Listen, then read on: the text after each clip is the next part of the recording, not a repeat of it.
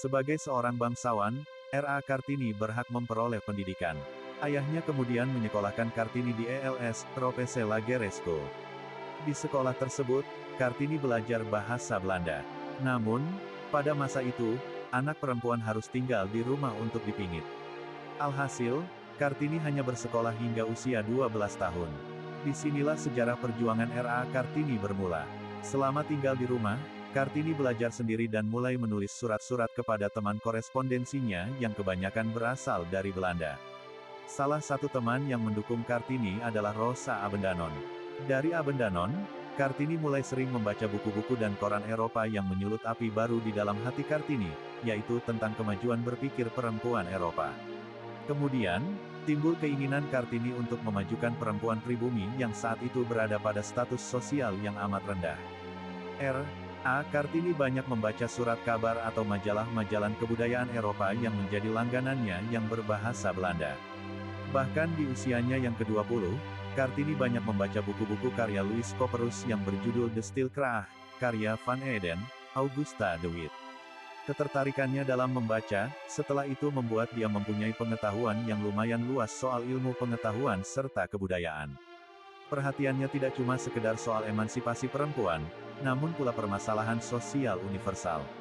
Kartini memandang perjuangan perempuan supaya mendapatkan kebebasan, otonomi, serta persamaan hukum selaku bagian dari gerakan yang lebih luas. Pada tanggal 12 November tahun 1903, orang tua Kartini memintanya buat menikah dengan Bupati Rembang, Kr. Meter Adipati Aryo Sindi Jojo Adiningrat. Dia memperbolehkan Kartini untuk membangun suatu sekolah perempuan di sebelah timur pintu gerbang lingkungan kantor Kabupaten Rembang. Tetapi sangat disayangkan usia R.A. Kartini tidak lama. Dia menghembuskan napas terakhir di usia 25 tahun pada tanggal 17 September tahun 1904 serta dimakamkan di Desa Bulu, Kecamatan Bulu, Rembang. Berkat kegigihan R.A. Kartini, setelah itu didirikan Sekolah Kartini, sekolah perempuan oleh Yayasan Kartini di Semarang pada 1912 serta setelah itu di Surabaya, Yogyakarta, Malang, Madiun, Cirebon, serta wilayah yang lain.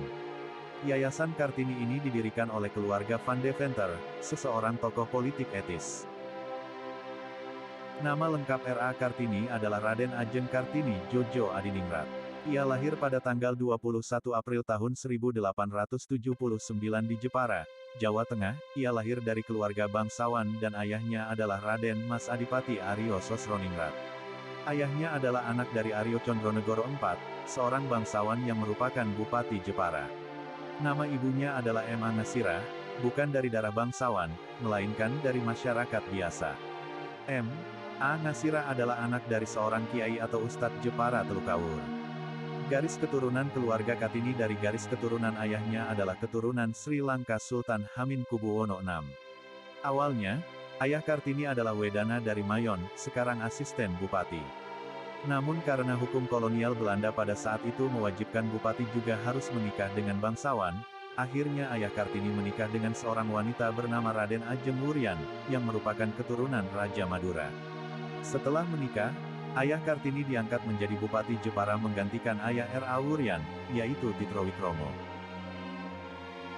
Tahun 1938, salah satu sastrawan bernama Armijen Payne yang masuk dalam golongan pujangga baru menerbitkan versi translasinya sendiri dengan judul Abis Gelap Terbitlah Terang. Versi milik Payne membagi buku ini dalam 5 bab untuk menunjukkan cara berpikir Kartini yang terus berubah.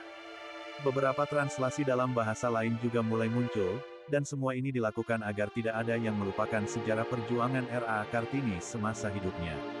Pemikiran Kartini banyak mengubah pola pikir masyarakat Belanda terhadap wanita pribumi ketika itu.